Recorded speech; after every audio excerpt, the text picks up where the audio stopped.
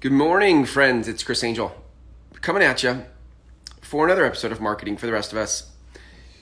Come hang out with me for a minute while I have some morning coffee and talk about this issue of they don't want blank or they don't want to blank. I was running an ad on one of my posts, and it was the one about healers. Like, hey, listen, the world is ready for healers. In the past, we may not have been. In the past, we may have been actually even mean to healers, but right now I think the world is hungry for healers. And one of the comments was that they don't want to heal, which, right, so the comment was they, meaning the universal they out there don't want to heal. And I totally relate to that. I totally get that. There's been so many times where I've put myself out there. I've put my heart into a message. I put my heart into my work, only to be met with resistance, only to be met with people who looked at me like I was an alien or, a weirdo. There was a time when I was 30 and I started to run a real estate company, and I came in with all of my energy, and for a good portion of the audience or the office, I felt like people didn't want to be led. People didn't want to play. People didn't want to collaborate. And so it's easy when your heart is hurt, when people hurt your heart, it's easy to just be like, I gave it everything and it's their fault. It's their problem. Like, they don't want what I have to offer. And that can be crushing to your important work. Like, especially for those of us here, like who I'm really speaking to now are people who are ready for their life's work.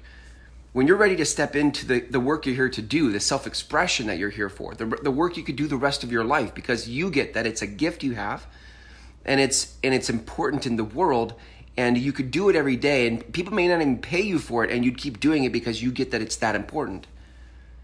And it's in alignment with your gifts and your values and your beliefs, right? So when you have that type of clarity around the work you want to do, and then you bring that to the world, and the world is like, no thanks, it's crushing. And so it's easy for you in that space then to get cynical. I did. I'm like, well, screw you. Screw all of you. I came out here with my heart open to give you stuff, to help you, and then you just rejected it, and you don't want it. So it's easy to make that, it's easy to then deflect that pain back onto them and say, well, they don't want blank. They don't want to heal. They don't want help. They don't want to rise, whatever it is. And what I want to suggest is that, number one, what I want to point out is if you're in that space, then it's going to be a tough road to grow a business and to grow your important work in the world. You have to heal that, first of all. You got to make peace with the fact that we can't use generalizations of they. I would agree with this person who said they don't want to heal. If what we're talking about is they, the world, the fallen, depraved world, fine. Okay, the condition of humanity, doesn't want to heal. And our default nature in our subconscious is we want to stay the same. Totally get that. But you have to get past the universals and into the particulars. You've got to get to the specific they, not the general they, because specific they do want to heal. Specific, they do want what you have. Specific, they do want to play in the sandbox with you. But the challenge is that you're not being clear enough in how you describe it to people that makes them want to play in the sandbox with you. And you're not specific enough about the specific who or the specific they that you want to serve.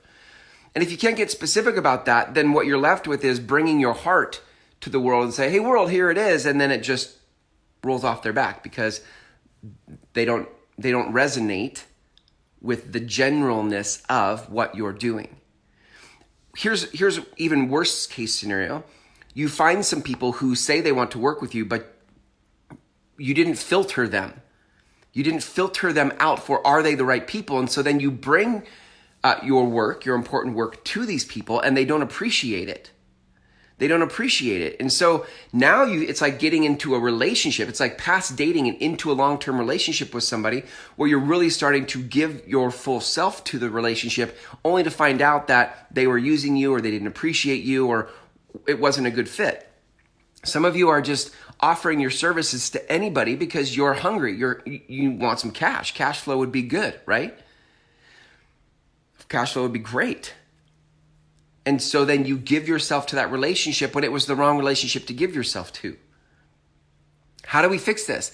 So here's how we fix it, right? The way we fix it is with our message. Your message is the front door to relationship with you. And when you start to dial your message into, one, what you really want to say, and two, who you really want to say it to, now you start to filter people out at the front door. And so the people who get through that front door are people who are more aligned with you than others, than the ones that aren't. And so now you're starting to set yourself up to help people who actually want to be helped, and to work with people who actually appreciate who you are for them. And we can start to set up even more doors for people to have to come through in order to actually work with us, so that we're working with the highest and best potential people possible. This is how we preserve our heart for humanity, right? Because it's very easy, if you just go to the darkest corners, it's very easy to not preserve your heart for humanity and just to be like, humanity's messed up. Screw humanity. I've been there. I've been to that place where I'm like, screw all you guys. I'm going to go take my toys and go home. But then I get to interact with people who actually appreciate it. And I'm like, oh my God, this is it. Yes, this is what's possible. That I thought this is what was possible. When I started out on this journey to help people, I thought this is what it could be like.